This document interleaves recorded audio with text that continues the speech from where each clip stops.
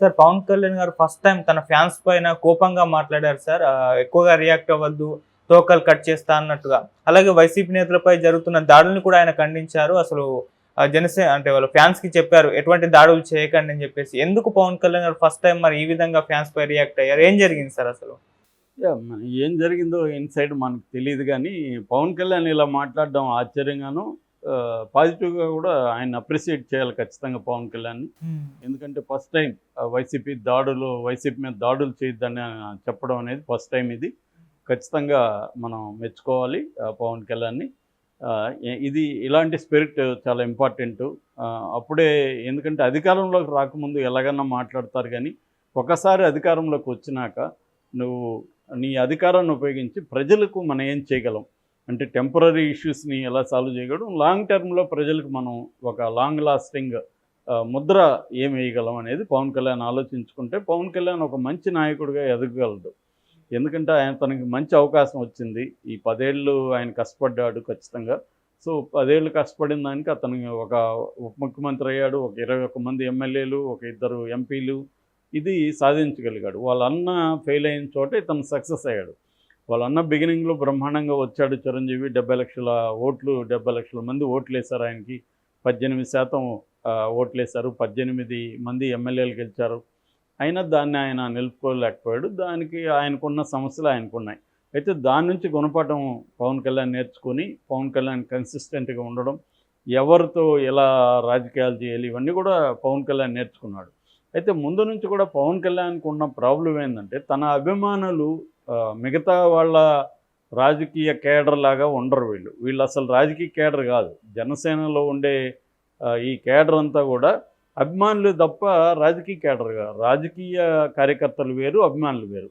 రాజకీయ కార్యకర్తలు ఏందంటే వాళ్ళకి కొంత ఆర్గనైజేషన్ ఉంటుంది, పొలిటికల్ గైడెన్స్ ఉంటుంది, వాళ్ళకు ఒక పొలిటికల్ నాలెడ్జి అవన్నీ ఉంటాయి. అందువల్ల ఆర్గనైజ్డ్గా ఉంటారు. వాళ్ళు అన్రూలీగా బిహేవ్ చేయరు. ఎక్కడన్నా 1, 2 చోట్ల చేసినా ఓవరాల్గా వాళ్ళకు ఒక లీడర్షిప్, దాన్ని ఏమంటారు, ఒక సిస్టమ్ ఉంటుంది, ఆర్గనైజేషన్ స్ట్రక్చర్ ఉంటుంది. ఈ స్ట్రక్చర్ ఎప్పుడైనా కూడా కొంత టైట్గా ఉంటే అది పనికొస్తుంది మనకి. ఆర్గనైజ్డ్గానే జరగాలి ఏది జరిగినా, లూజ్గా ఉండదు, కంట్రోల్లో ఉంటారు ఎక్కడికక్కడ. సో కానీ పవన్ కళ్యాణ్కి ఆ స్ట్రక్చర్ ఎప్పుడూ లేదు. ఆయన పార్టీ నిర్మాణం మీద గట్టిగా ఎప్పుడు కృషి చేయలేదు. ఈ ఫ్యాన్స్ కూడా ఆయన ఎప్పుడు పొలిటికల్ క్లాసులు చెప్పడం, ఆర్గనైజ్డ్గా వాళ్ళని తీసుకురావడం, వివిధ నిర్మాణాల్లో వాళ్ళని భాగం చేయడం, ప్రజా సమస్యల మీద పనిచేయడానికి వాళ్ళని తర్బీదు చేయడం, ఇవేవి పవన్ కళ్యాణ్ చేయలేదు. అది ఖచ్చితంగా ఆయన లిమిటేషన్ అది. అంటే ఒక రాజకీయ నాయకుడిగా, ఒక పార్టీ, రీజనల్ పార్టీ నాయకుడిగా తనకున్న ఫ్యాన్ బేస్ని ఒక పొలిటికల్ క్యాడర్గా మార్చే కార్యక్రమం ఆయన చేయలేదు. దానివల్ల వాళ్ళు అన్రూలీగానే ఉంటారు. నేను చాలాసార్లు చెప్పాను, ఫ్యాన్స్ ఒక్కొక్కసారి ఏంటంటే తోక కుక్కను ఆడిస్తున్నారు అంటారు. కుక్క తోకను ఆడించాలి కానీ తోక కుక్కను ఆడించకూడదు. కానీ స్టార్ విషయంలో అలా జరుగుతుంటుంది. మా ఫ్రెండ్ ఎస్వి శ్రీనివాస్ కూడా దీని మీద మెగాస్టార్ అని పిహెచ్డి పుస్తకం కూడా రాశాడు ఆయన, హైదరాబాద్ సెంట్రల్ యూనివర్సిటీ. అందులో కూడా అతను చెప్పింది ఏంటంటే, చాలాసార్లు ఫ్యాన్స్ చెప్పినట్టే స్టార్ బిహేవ్ చేయాలి. అంటే ఇప్పుడు నువ్వు అక్కడ కొట్టు అంటే వీళ్ళు ఫ్యాన్స్ కొట్టాలి స్క్రీన్లో. అంతేగాని వాడు బాబా సినిమాలో రజనీకాంత్ చేసినట్టు నేను హిమాలయాలకు పోతానంటే ఆ సినిమా ఫ్లాప్ అవుతుంది. ఎందుకంటే ఫ్యాన్స్ ఏది ఎక్స్పెక్ట్ చేస్తున్నారో స్టార్ అది చేయాలి. అది స్టార్కి ఫ్యాన్స్కి ఉండే రిలేషన్షిప్. అది రాజకీయాల్లోకి యాజ్ ఇట్ ఈజ్గా ట్రాన్స్ఫార్మ్ అయ్యింది పవన్ కళ్యాణ్ విషయంలో. అక్కడ పవన్ కళ్యాణ్కి ఇబ్బంది అది. పవన్ కళ్యాణ్ ఇప్పటికన్నా అది గ్రహించినట్టుగా మనకు అర్థమవుతుంది. నిన్నేం జరిగిందంటే, ఆయన మీటింగ్లో మాట్లాడుతున్నప్పుడు పదే వాళ్ళు ఇష్టం వచ్చినట్టుగా బిహేవ్ చేయడం మొదలుపెట్టారు ఫ్యాన్స్. దాంతో ఆయనకు కాలి మీ అంత చూస్తాను, ఏమనుకుంటున్నారు, తమాషా చేస్తున్నారా, మీలాంటి వాళ్ళకి జగనే కరెక్టు, భయపెట్టే వాళ్ళకే భయపడతారు కానీ ప్రేమ చూపించే వాళ్ళని అలుసుగా తీసుకుంటారు మీరు, నన్ను మీరు అలుసుగా తీసుకోవద్దు, నేను దేనికి భయపడను అని ఆయన చాలా స్ట్రాంగ్గా వార్నింగ్ ఇచ్చారు. అట్లాగే వైసీపీకి 11 వచ్చినా 1 వచ్చినా వాళ్ళని హీనంగా చూడకండి, అదొక కాలం పరీక్ష పెట్టింది వాళ్ళకి, ఆ పరీక్షలో వాళ్ళు ఫెయిల్ అయ్యారు, దీని నుంచి మనం గుణపాఠాలు తీసుకోవాలి, సో వాళ్ళ మీద దాడులు చేసేది, కక్ష సాధింపు చేసేది చేయకండి అని పిలిపించాడు. ఇది ఖచ్చితంగా మంచిదే. కాకపోతే పవన్ కళ్యాణ్ పట్ల నాకున్న కంప్లైంట్ ఏంటంటే, ఈ జనరల్ స్పీచ్లు ఇస్తూ ఉంటాడు తప్ప పర్టికులర్ సంఘటన జరిగినప్పుడు ఎందుకు ఖండించడు అనేది నాకున్న కంప్లైంట్. ఎప్పుడైనా జనరల్ స్పీచ్లు ఇవ్వడం ఈజీ. నేను స్త్రీల పక్షపాతి అని మన 100 సార్లు చెప్పచ్చు. కానీ రియల్గా నేను వ్యవహరించే స్త్రీల పట్ల, నాతో కనెక్షన్లో ఉండే స్త్రీల పట్ల నేను కాంక్రీట్ సిచ్యువేషన్లో ఎలా బిహేవ్ చేస్తున్నాను అనేది ఇంపార్టెంట్. దీన్నే జనరల్ ట్రెండ్, కాంక్రీట్ మేనిఫెస్టేషన్ అంటాం అనమాట. అంటే మన లోపల జనరల్ ట్రెండ్ బాగానే ఉందని అందరూ అనుకోవచ్చు, కానీ కాంక్రీట్ మేనిఫెస్టేషన్ నేను మన ఆఫీసులో అందరూ సమానమని ఉపన్యాసాలు ఇస్తుంటా. కానీ నీతో బిహేవ్ చేసేటప్పుడు నేను చాలా రూడ్గా బిహేవ్ చేయడము, లేకపోతే నువ్వు నా కింది వాడు, నేను వస్తే లేదని తిట్టడము, ఇవి చేశాను అనుకో, ఆ జనరల్ ఉపన్యాసాలకి విలువ ఉంటుందా? ఉండదు.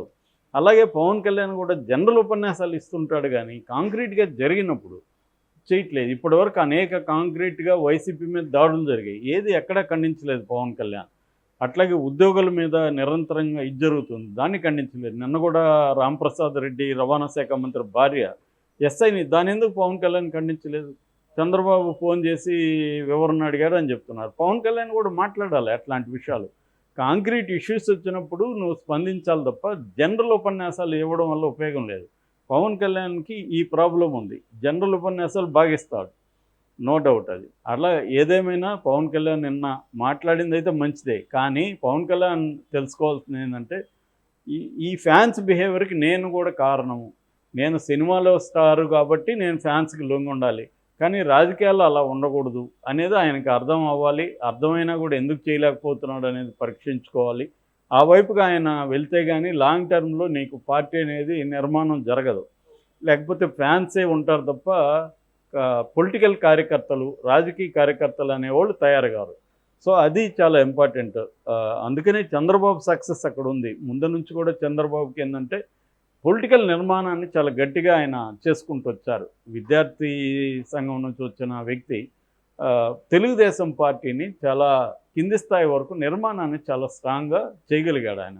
మామూలుగా కమ్యూనిస్టులకి, ఆర్ఎస్ఎస్ వాళ్ళకి ఈ నిర్మాణాలు స్ట్రాంగ్గా ఉంటాయి ఎప్పుడైనా. అక్కడే జగన్ ఫెయిల్ అయింది, ఇక్కడ కేసీఆర్ ఫెయిల్ అయింది కూడా. ఈ 2 విషయాల్లో ఇద్దరు ఫెయిల్ అయ్యారు.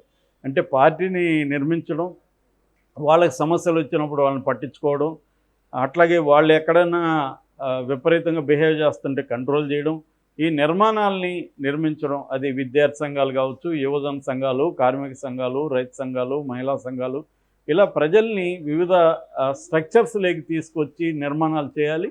ప్రతిపక్షంలో ఉన్నప్పుడు వివిధ సమస్యల మీద ఈ సంస్థలు పనిచేయాలి. అట్లా పనిచేస్తున్నప్పుడే పోరాటాల్లో నుంచే నాయకత్వం, గట్టి నాయకత్వం ఎదుగుతుంది. పవన్ కళ్యాణ్ ఇప్పటి వరకు ఏంటంటే నాయకత్వాన్ని తీసుకురావడం అనేది చేయలేదు. మేబీ ఆయనకు వాళ్ళ అన్న నుంచి కొంత భయం కూడా ఉండొచ్చు, నాయకులు డెవలప్ అయితే వాళ్ళు లాగేసుకుంటారు అనేది.